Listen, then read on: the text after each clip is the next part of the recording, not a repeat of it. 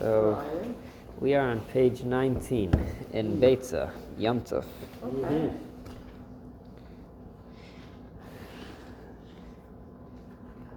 So just as a little story that I read, which is connected to Ein Yaakov, so just start off with a story. So there was a chassid, his name was Reb Elia Abeler. He was a simple man. One time he went to the Rebbe Maharash, Rabbi Shmuel, and the Rebbe Maharash, Rabbi Shmuel, told this chassid, Reb Elia, I envy you. He says, I'm jealous of you. I envy you. And you would think, we have this great Rebbe, we have this simple person. Why would the Rebbe say that I envy you? He says, you travel to various fairs, you meet many people. Sometimes in the midst of a business transaction, you get into a warm discussion about a Jewish saying. So he has the opportunity, because he goes to the market, he goes to the fair, and he meets all different types of people. He schmoozes with people, and he could happen at Dvar Torah to say something, saying a saying from Ein Yaakov.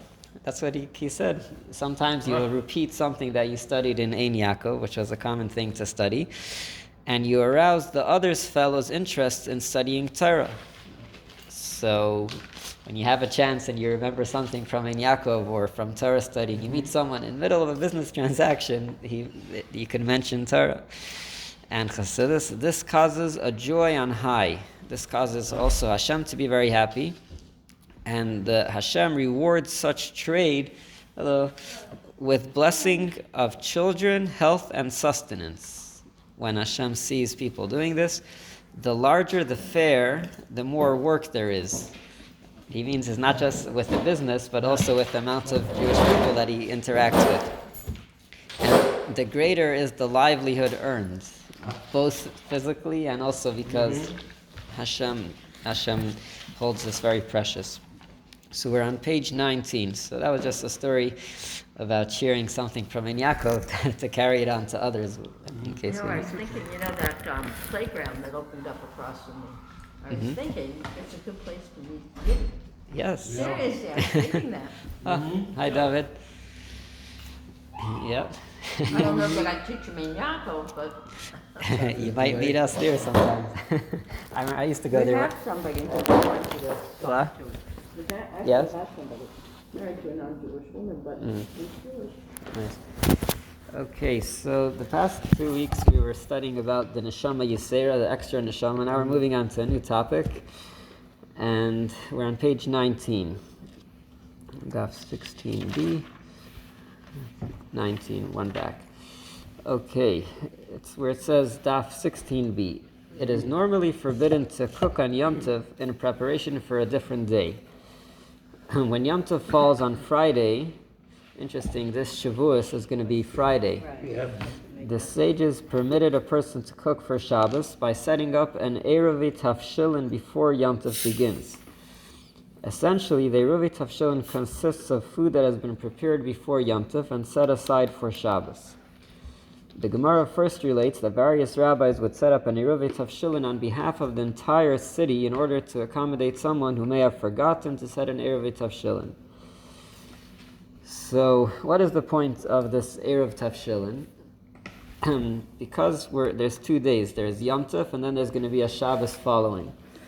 So a person might forget about Shabbos when he's preparing for Yom Tov. So let's say, this year the second day of Shavuos is going to be Shabbos, but let's say the day before Shabbos was the end of the Yom Tov, and then there's Shabbos. So a person, he might start cooking and cook so much for Yom Tov that he won't have enough for Shabbos. So the rabbi said you should set aside some food when you're cooking and have that in mind for Shabbos as well. This way you won't forget Shabbos. That's one reason. Or that people should realize how careful they should be for Yom Tov, that if you're not even allowed to cook from Yom Tov to Shabbos without Eruv Tavshilin, how much more so from Yom Tov to a weekday. So there's 2 reasons for Eruv Tavshilin, either to make sure that Yom Tov is worried about taken care of, or that Shabbos, that we don't forget Shabbos.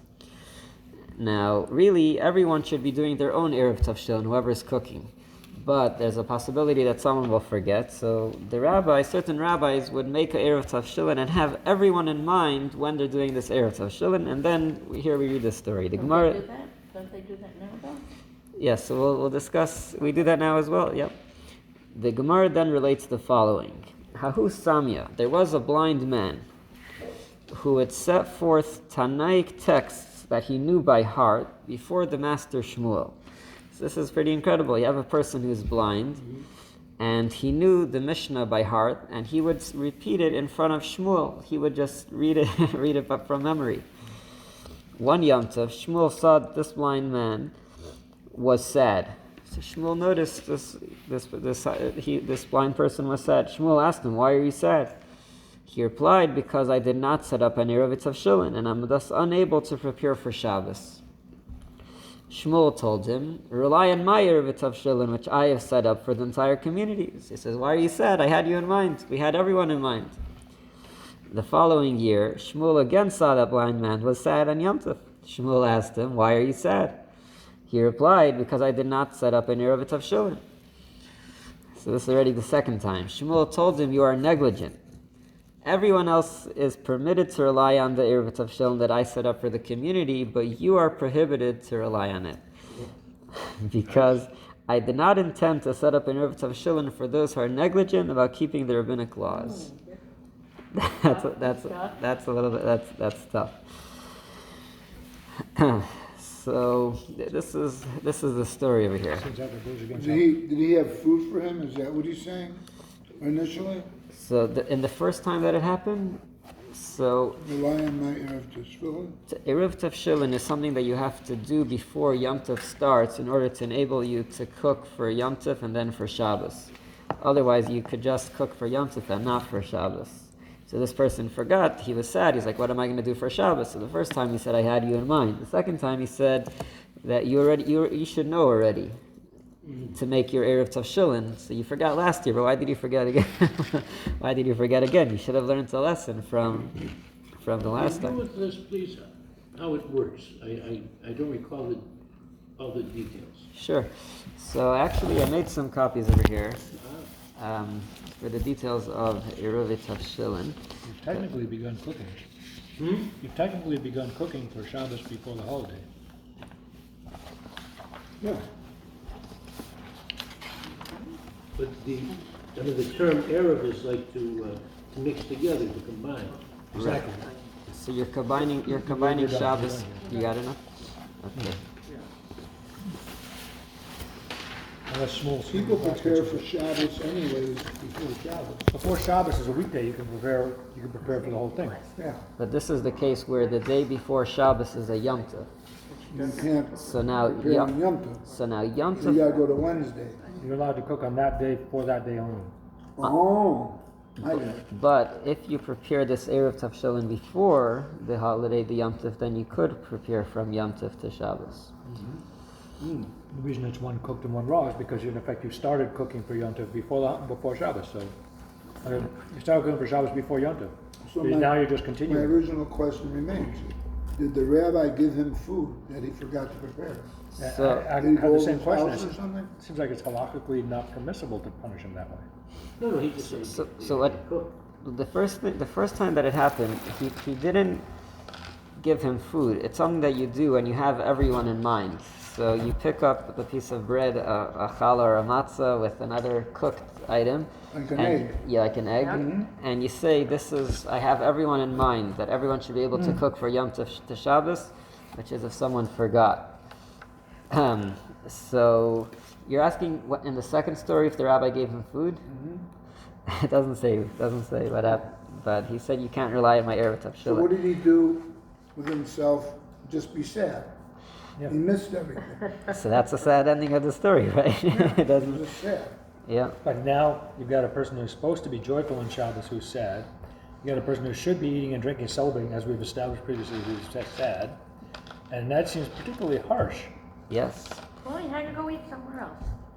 Maybe you could find another Rav who makes a Eruv that covers the same spirit, but it But- seems like this is really particularly harsh for where we've already established how important it is to be merry and to have food and drink. Yeah. Yeah. That's what it would seem. But we see the I've seen importance. this. The How rabbis, does the the, rabbis discuss that. Did the rabbis discuss what? That what I'm raising.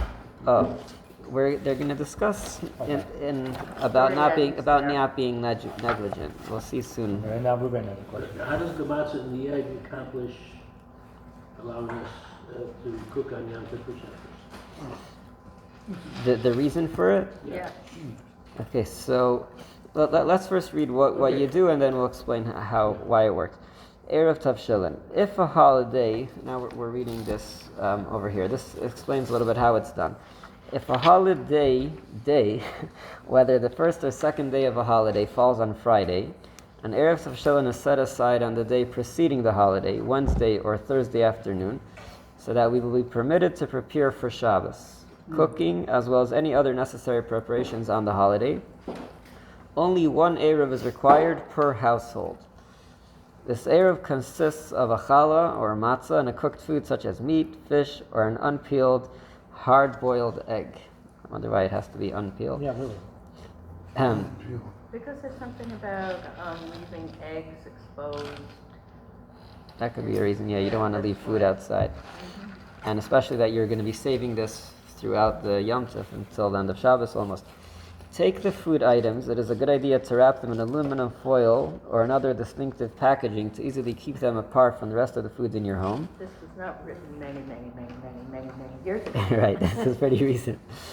And give them to another person, if possible an individual who is non-dependent, which means like not your son or daughter that's like living with you, and say, I hereby grant a share in this Eruv to anyone who wishes to participate in it and to depend on it.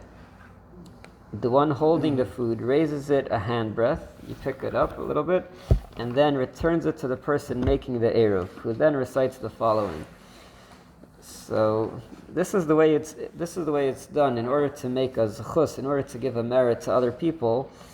The way usually you don't just do it yourself, you pass it on to someone else, and you say this bracha, Baruch Atah Hashem Elokeinu Melech Haolam Asher Kiddushanu b'mitzvosav v'tzivanu al mitzvos Eruv. Hashem commanded us with the Eruv, they translate that, and then it says through this Eruv, this is also what we say, it should be permissible for us to bake, cook, put away a dish to preserve its heat, kindle a light, prepare and do on the holiday all that is necessary for Shabbos, for us and for all the Israelites who dwell in this city. The Eruv is put away until Shabbos when it is eaten. So you only eat from this food on Shabbos, not on the Yom Tov. In many communities, it is customary to use the challah or matzah as one of the 2 loaves of bread used at the Shabbos meal. So this is how it's done. You basically you pick up a piece of food, and you give it over to someone else. You say this bracha and this text, and you have everyone in mind. So the reason why it works. You. Well, except you, except this guy, right? This guy.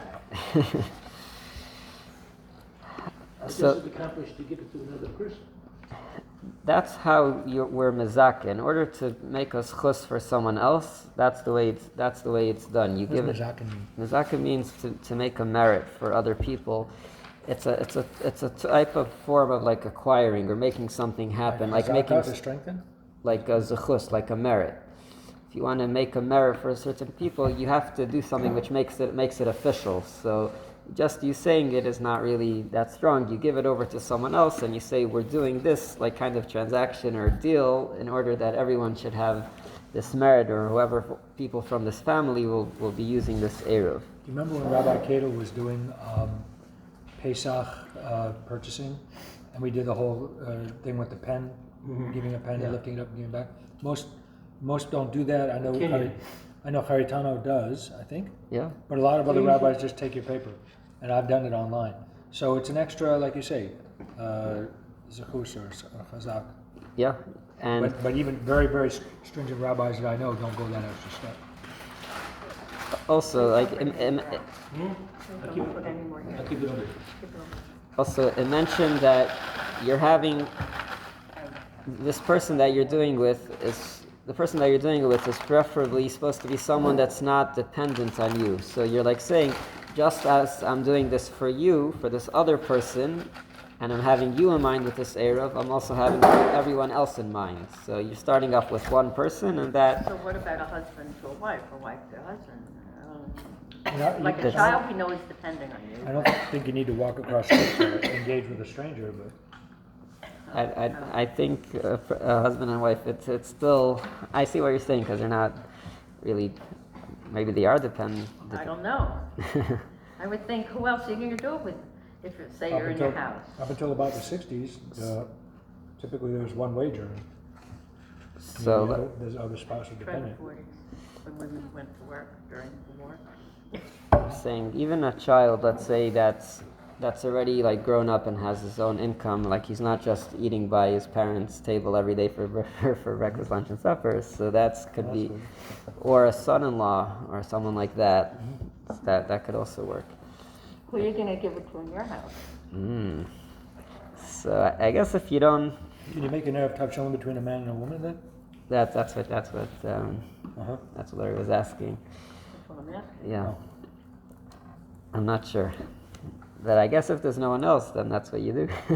As opposed to your children, you're not gonna give it to A minor. your children.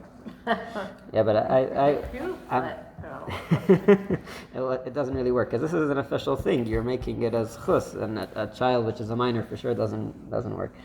But a husband and wife, I would have to check and A maybe woman can enter into a contract, right? what? A woman can enter a contract, right? Yeah, So there you go.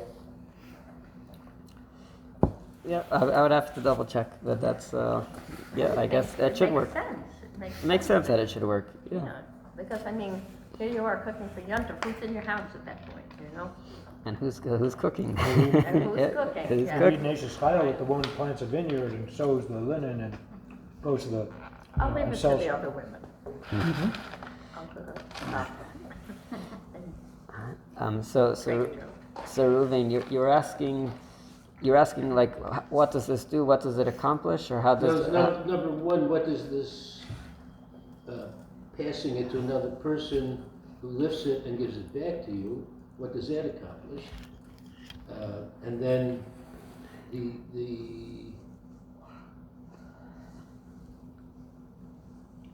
that's the first one, but also what's the basis of how this allows you to cook on Yontiv, on Shabbos, to For cook Yom on- Tov, for Shabbos. for Shabbos.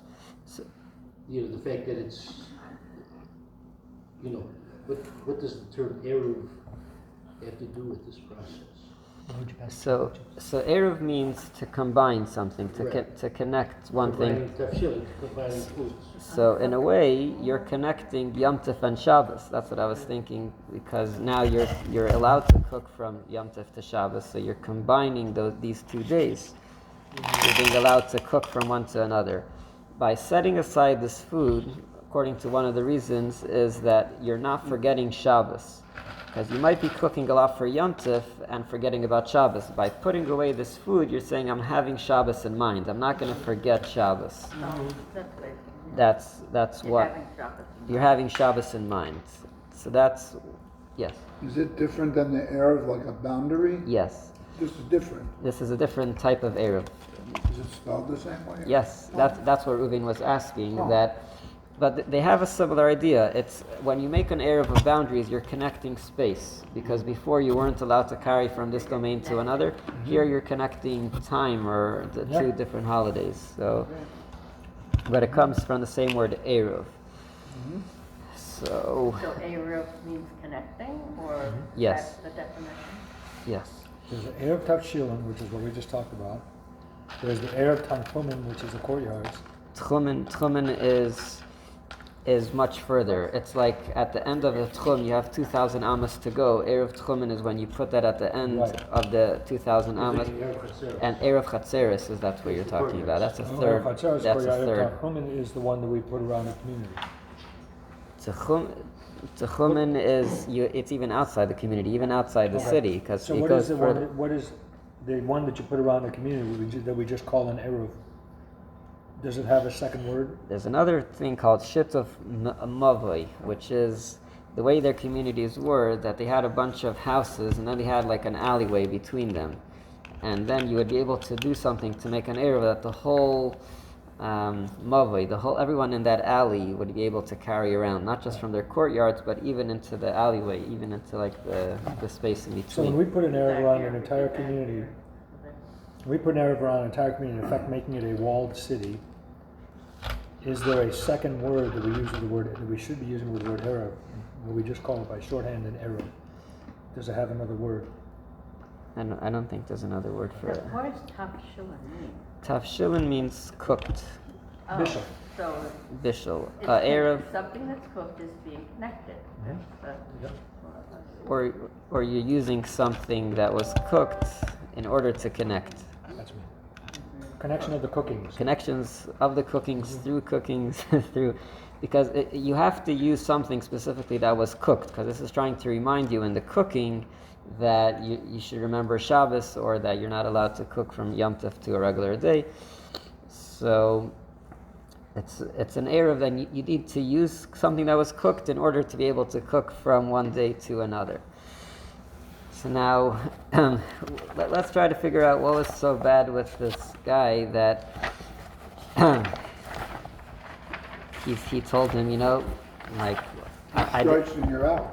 One strike. it was one strike. It was a second. It was the second. Well, the first one he was okay. Yeah. He got a ball. Okay. The second one he got a strike. So where it says No, actually, insight B, unwitting negligence. Why did Shmuel? Do everyone have it? It's over here. This big one here. Why did 20? In the insight B. No, we'll go through the whole thing, but why did Shmuel label the blind man as being negligent for failing to establish an Eruv, and therefore forbid him from using the general Eruv of the town? More interestingly, why do we get so specific about his disability?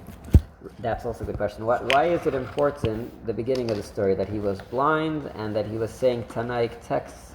Why is that part? That's a good question. We'll get to that later. Granted, he had forgotten to make an Eruv the year before as well, but since he merely forgot to do so and did not purposely desist from making the Eruv, how can he be considered negligent? It was no more than a simple mistake. People make mistakes a second time also. Reb Yerucham Levovitz. Definitely not my age, because to remember something is difficult. Mm-hmm. But, And, okay, go ahead. and this person was blind. We could give him another excuse, Right. maybe. Right. I'm thinking he's not really blind, but he's blind to the rabbinic law. He was blind Gives to it set up. remembering. Okay, that's It an wasn't important interpretation. enough? It sounds like it's literal because he. Yep, I hear that's an idea. Rabbi Yerucham Levovitz explained that while none of us are perfect and we all make mistakes, the mistakes we make should motivate us to take the proper precautionary measures so that such mishaps do not happen again. When one unwittingly repeats the same sin, even if at first blush the second transgression seems as inadvertent as the first, this is far from the case. If we would have truly cared to avoid sin, he would have established deterrence that would avert any future lapse. Writing something down. Yeah, if you made a mistake, you should take a lesson from it. Thus, his indifference to sin demonstrates that even the first time his transgression was not truly accidental. Rabbi Yerucham gives the examples of someone who overslept and missed the morning prayers. Perhaps this was a true accident, and perhaps not. The real test is whether he takes appropriate precautions on the following night before going to sleep, such as setting an alarm clock or requesting that someone else wake him up on time. If he simply falls asleep the next night without taking any preventive measures, he shows that he did not really care about his transgression in the first place. Such a person can no longer be considered an accidental sinner. He is negligent. In our case as well, Shmuel castigated this blind man for failing to set up safeguards for himself that would have prevented his relapse. Such carelessness was no mistake, it was negligence. Well, he couldn't have written himself a note. But he remembered all these Mishnaic texts by heart, and he was saying them in front of Shmuel. Right. So he had a good memory. Right. Okay. Yeah, and there's different ways, even for a blind person, to. I'm sure. So we'll read one more example. This is a story from the Torah. Interesting. The classic illustration of this concept is the tragic story of Light and his daughters. The Gemara elsewhere interprets the verse the ways of Hashem are straight. The righteous will walk in them, while the sinners will stumble over them, as referring to the behavior of Lot and his 2 daughters after they survived the destruction of Sodom. Lot's daughters believed that they were the only living beings left in the world, made their father heavily intoxicated with wine, and engaged in relations with him. While their intention was noble, as they believed that they were perpetuating mankind, Lot's intention was far from virtuous. Thus, although both parties engaged in the same act, Lot's daughters fulfilled the first half of the verse, the righteous walk in them, while Lot exemplified the second part, the sinners will stumble over them. So it's the same act, they're both involved in this relation, but we're blaming Lot and not his daughters. They were trying to save the world. But the Gemara asks, how was Lot at fault? He was so drunk at the time that he could not be held responsible for his actions.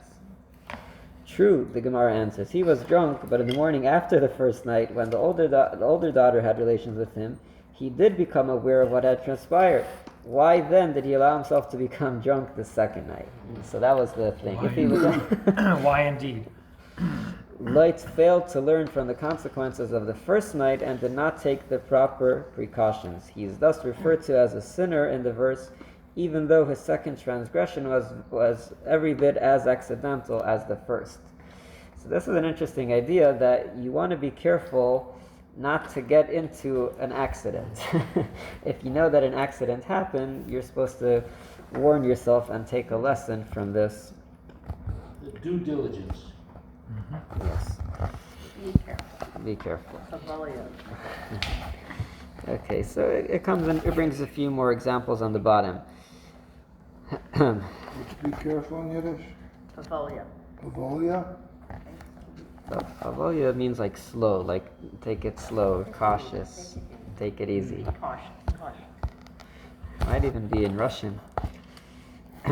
Now, what David mentioned about the fact that he was blind, why is this important for the story? So if we look at additional references on the bottom, and this is very nice that he takes lessons from the story, what we could take from the story. Or Pnei Moshe Shavorsk.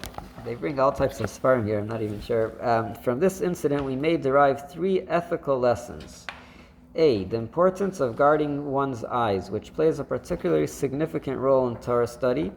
For the blind man merited an exceptional level of Torah because he did not see improper sights.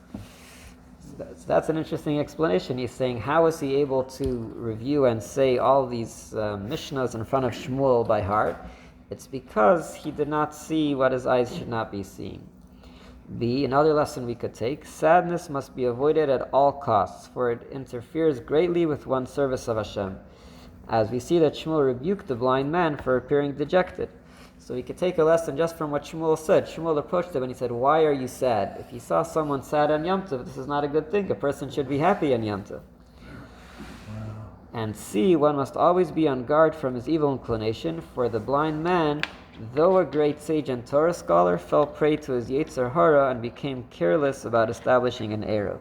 So even such a holy person who knew so much Torah by heart and didn't see any bad things, even he could have a Yetzer Hara and cannot be careful about doing an Eruv.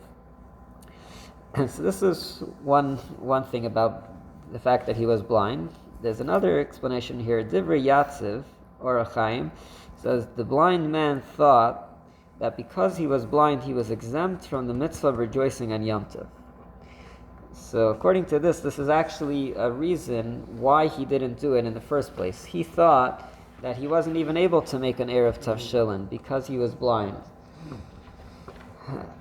There's a Gemara in Bava Kama. It goes through a whole thing whether a blind person even has to do mitzvahs in general. There's a whole discussion over there, and there's a certain rabbi that first he said, whoever will tell me that a blind person does not have to do mitzvahs, I'll make a suda, I'll make a party. Why? Because I have the ability to do a mitzvah even though I'm not commanded to. Later on, he said, whoever tells me that a blind person needs to do mitzvahs, I'll make a party, because it's great to do a mitzvah when being commanded to. It's even greater. Even greater. So, originally he thought that he wasn't able to make Eruv Tavshilin because he was blind, which made him depressed, that made him sad. Shmuel informed him that he was indeed obligated in the mitzvah, and he should therefore rely on Shmuel's Eruv. Thus, the next year the blind man was considered negligent, for Shmuel had already ruled for him that he was obligated. So, according to this, it wasn't just that he made a mistake and then he made a mistake again. The first time he didn't even realize that he was obligated, and now he clarified for him that he was obligated in Yom Tov. Yes? Do you remember the thing about those smiling faces, and it said it was considered meritorious to be sad? So here we see that already in the very earliest post-biblical times they were being commanded to be joyful. That's interesting. To be joyful on Yom Tov, right? Yeah. It's kind of an aside, but there was a thing that said that up until recently it was considered so meritorious to be sad and serious that the American custom of smiling the way we do is looked at very suspiciously in Eastern Europe and in many other parts of the world, Asia and other places. Our habit of smiling at everyone and always being cheerful is seen as admirable, but also deeply unsettling. And so it's interesting that this says back in the days of the Rishonim that you have to be joyful and you have to be smiling and happy. So That's true, but that was on Under Yom Tov. On Yom Tov. It doesn't say that Right. every day. But you could go back even into the Chumash, where you have the story with Yosef when he was in prison, and he saw the person over there, and he says, "Why are you sad?" In the jail, he asked the guy, and he told him that he had a dream. Yeah. So, seeing also over there, Yosef approached this guy and asked him, "Why are you sad?" So, kind of expecting him that he should look happy, even though he was in prison. So it's not a Yom Tov. It was not a Yom prison, Tov. So that's like and a better he has to be proof. happy. Yeah. So yeah, they're joyful in all things in effect. Yeah. Yeah. Well, quite a contrast to Russians saying that recently read that Russians, Putin never smiles because smiling is seen as weak, and he's supposed to be conveying the seriousness and the burden that he carries as leadership. And it was obviously under context, but the point is that attitude about seriousness is all over Europe, and our smiles are very disconcerting too. I don't know Europe as much as like Eastern Europe, Eastern. but also Asia And Asia. and yeah. So this was a story from the Americans. Gemara.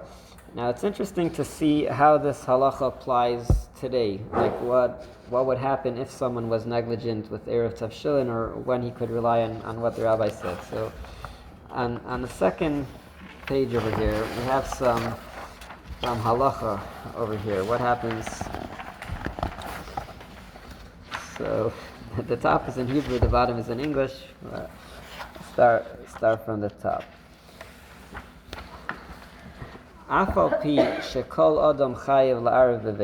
Although every person should really make an Eruv in his house, the rabbi or the great person in the city, he should make an Eruv for everyone in the city. Because if someone forgot, or someone was busy, not just forgot, but he was busy, he didn't have time to make an Eruv Tavshilin. So we have here another example. Someone forgot, or someone that was busy and didn't have time. Must be pretty busy, doesn't even have time to make an Eruv Tavshilin. How long does that take? But or someone who doesn't even know the halacha that he should make an Eruv Tavshilin. He doesn't know how to. Or what happened? He made an Eruv, and then someone came and ate the Eruv before Yom Tov. Maybe a cat or a dog or a person came and ate the Eruv. Kol elu, all of these examples of these cases, scenarios, yuchlu lismach al eruvai, could rely on the rabbi's Eruv, shema'ariv bad kol b'nei ha'ir. That's making for the whole city. So again, someone either forgot, was busy, doesn't know how to do the Eruv, or his Eruv got lost. All of these four could rely on the rabbi's Eruv. But someone who had time, he's sitting around on Erev Yom Tov, and he's lazy. He is doesn't have fear of Hashem's word. And then he forgot. So this person had time, but because there was no einus, there was no cause that forced him to be in this situation. It's his laziness that caused him. Lishgayach harezeh pesheya. This is considered negligent. This is like what it said in our Gemara here. Ve'ene yaitze be'eruv shalagadol. He is not yaitze with the eruv of the rabbi. Even if the rabbi had him in mind specifically, I know that this guy is like a little lazy. I have him in mind, it doesn't help. If a person didn't forget at all,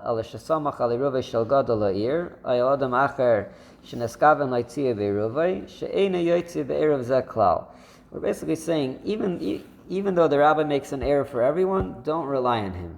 The halacha says everyone should make their own eruv. Even though we know that the rabbi is doing it, you should make it yourself. Don't rely on him in the first place. Shekol adam chayev la'arav ba'atzmai, yitzava lacherim. Either you do it yourself, or you tell someone else in your household. You can make a messenger in your household, someone in your house, to do it for you. But don't rely in the first place on the rabbi. Now what if you don't know this halacha? You heard in a class, you heard somewhere that the rabbi makes an eruv. And he thought, maybe I don't need to make an eruv by myself.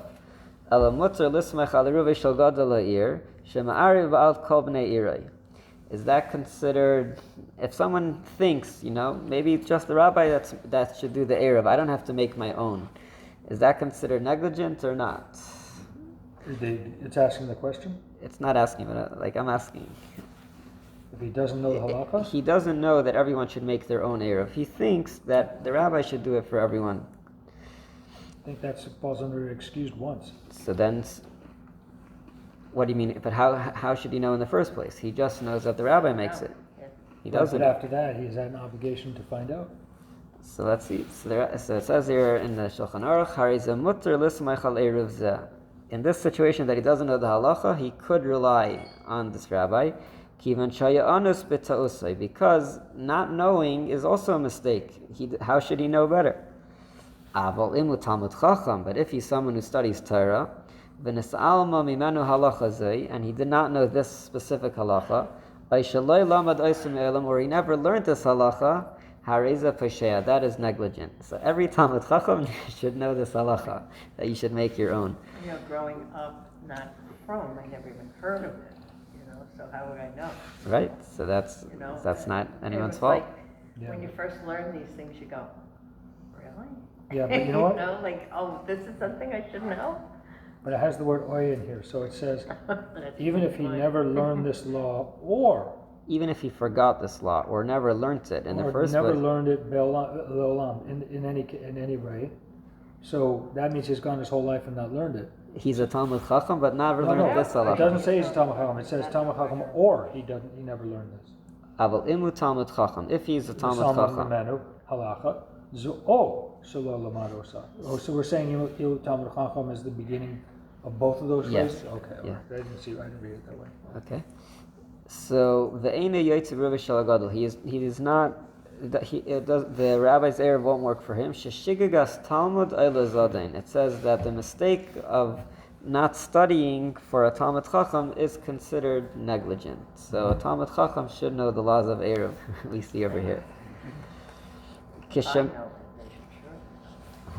That's the question. What's the definition for Talmud? Talmud Chacham in those days was a lot more learned than we are today. So is Eruv Tavshilin actually written in the Torah? This is Midrabanan. This is an institution of the rabbis. Yeah. Kshema'arev al kol ha'ir, when a person makes an error for the whole city, ein tzarich lafaret kol echad b'shema. You don't need to say every single person's name specifically.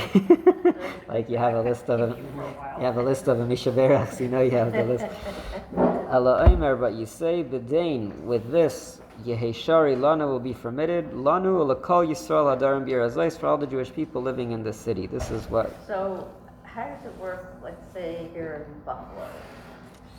So you're going by your shul, maybe? It says L'kol Yisrael Hadarim B'Yirazai. It doesn't say your shul. All the Jewish people that live in Buffalo, the rabbi makes an So who Eruv. are we holding by? Well, Never mind, that was a political question. We're not allowed to talk politics here. Shmuel Rashkin used to make it for Yes, he our did. tzibur, He did. and you would assume that Chabad is making it for their tzibur, and that Young Israel is Yeah, making it but for no, their he said tzibur. that's not That's what what I'm it saying. says. It says it's That's for exactly everyone. what I'm saying. That's what- Nevertheless, exactly. But so each one is taking ownership of the city. I mean, they're not having an argument between themselves to who represents the whole city. Yeah, I don't think, but we'll soon see something very It's raised the interesting. question with Rav Shmuel, meaning that maybe this blind guy was exempt from Rav Shmuel's, but maybe another Rav who makes for the city would be covering him. But why would he be not part of Kol Yisrael? It's for all the Jewish people. Why would he not be part of it? Well, why would more than one rabbi make an Eruv Tavshilin over the whole city? That's what I'm saying. Why do you have to make a few? That if it's Because flipped, everybody's making it anyway, and Right. do you So- have to have it in mind when you're making it for the whole city, or Yeah. you're The- just making it for yourself? The rabbi should have in mind. We'll soon so in a see. town Okay. like this with 4 rabbis, each one This is covering the whole Eruv city. Tavshilin. Is it a No, Torah? that's what I'm Is it an saying. So offering? maybe our No. blind No, friend it's is covered by practice. Rabbi B. It's a practice to remind, But to he remember. went to Rabbi A. I got it.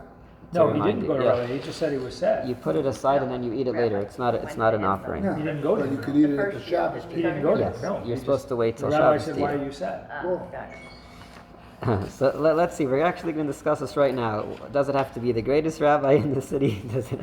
Who gets to make the Who Eruv gets Tavshilin? the vote? Afilu misha ena gadol ha'ir. Even if someone is not the gadol ha'ir, he's not the greatest in the city. Imu reitza la'arev al acherim. If he wants to do it for other people, ein tzarech la'idia lahem ba'erev yom tov shehu reitza la'arev aleim. You don't even need to tell them that you're making this eruv for them. Shari eruv zeh zechusu lahem. This eruv is a merit for them, and the rule is v'zachin la'adam shaloi midaita. You could do something good for someone else even without them knowing. So you can't cause something bad or something which would be a chayv, something which would not be good for another person without him knowing. But as chus, you could make even without the other person knowing. So you don't need to tell him that you're making when you're making it. But you have to tell this guy at least on Yom Tov that you did it before this person makes the things for Shabbos.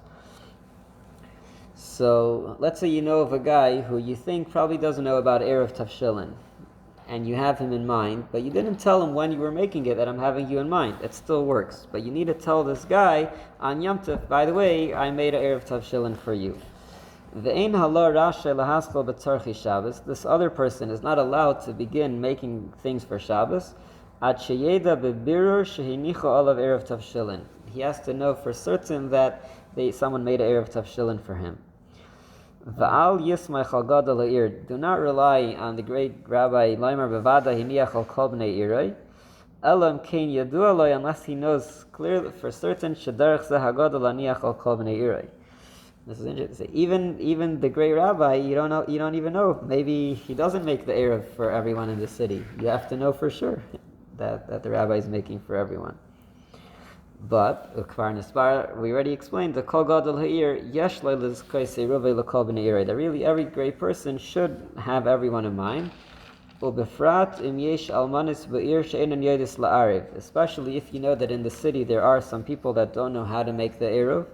Aishara ma'aretz, or other people that just don't know, she'enei dea la'ariv, she'azu chayva al bnei iram. Then it's actually an obligation on the rabbi or the people of the city, lahatzila me'avain, to save them from sin. She'kol Yisrael arevim zeh bazeh. And here again you see the word arevim. What does it mean, all kol Yisrael arevim zeh bazeh? Connected to each So other. arevim literally means responsible for each other, like we're a guarantor, but it could also mean arevim, that we're all mixed together, we're all connected. So Eruv Tavshilin, you have to have everyone in mind because we're combining everyone. There's an Eruv, there's a sense of connection. So if you know that in the city there's someone that might not be doing Eruv Tavshilin, it's actually an obligation either on the rabbi or on other people to have them in mind. So now we'll read it in English to make it a little bit simple. What if I forgot to set aside an Eruv Tavshilin? strictly speaking, if one forgot to set aside an Eruv Tavshilin, he is not permitted to prepare anything on Yom Tov for Shabbos. Luckily, however, there is some leeway. When a person sets aside his own Eruv Tavshilin, he is allowed to stipulate that this Eruv is also on behalf of all the Jews who live in the vicinity, so that they too will be permitted to cook on Yom Tov for use on Shabbos, even if they did not set aside their own Eruv Tavshilin. And in fact, it is common practice for the rabbi of every community to do just that, to include all the Jewish members of the neighborhood in his personal Eruv. This, however, does not absolve the city's inhabitants from making their own Eruvs. This is a loophole to be employed only by individuals who, due to their preoccupation on the day before Yom Tov, had forgotten to make their own Eruv, not for people who were negligent or purposely did not set aside their own. So this is the idea, that the rabbi making it for everyone is only if you made a mistake, you didn't have a chance, but don't rely. You can't say, oh, I'm not going to make it, and I'll rely on Right, on you the don't just rabbi. rely on the rabbi. Now, what's very interesting is that there's different texts, there's different nusachs for the wording you say when you make the Eruv Tavshilin. If we look closely back to the first page, this is not a custom for everyone, but this is the wording that in the Chabad Siddur, this is what it says. If you look at the wording, it says B'dain with, or either in Hebrew or in English, Yeheshara lana, it'll be permitted for us la foye to bake, la vashole to cook, la tmane, la dluke shraga. It says, see the words which are underlined, lana ulekol Yisrael hadarim birazais, for us and for all the Jews which are in the city. And that's interesting that we should use that text. Every single person, not just the rabbi, uses this text. You won't find it in all Siddurim. Some of them will just say this will permit us, but it's interesting that. Do we have a Siddur down here? Yeah, the art school I think says the same thing. But it's It does? Nisach Nisach Ashkenaz might say different. Yeah, because I checked that not everyone adds these words for Lano, L'Kol Yisrael, for us and for all the Jewish people. Also, since it's in Aramaic, you should say it in English. Yes, this way you know what you're saying. You have that in mind. How do you know when it's I mean, I don't know when things are in Aramaic. How do you know? How do you know if it's in Aramaic? Yeah. Because the wording, let's say B'dain.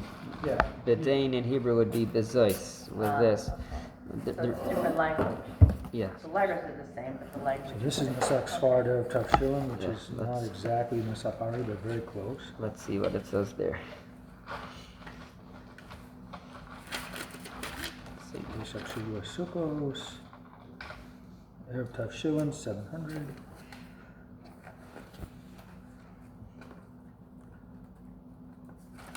So the point is that this is said by everybody, even if they're saying it for themselves in private, as It's opposed to the community leader who would be saying it. Yes, that's what's amazing, that in this nusach, it's every single person having in mind the whole city. No, that's a- Ulecho Yisrael Hadarim B'Shechuna Zu.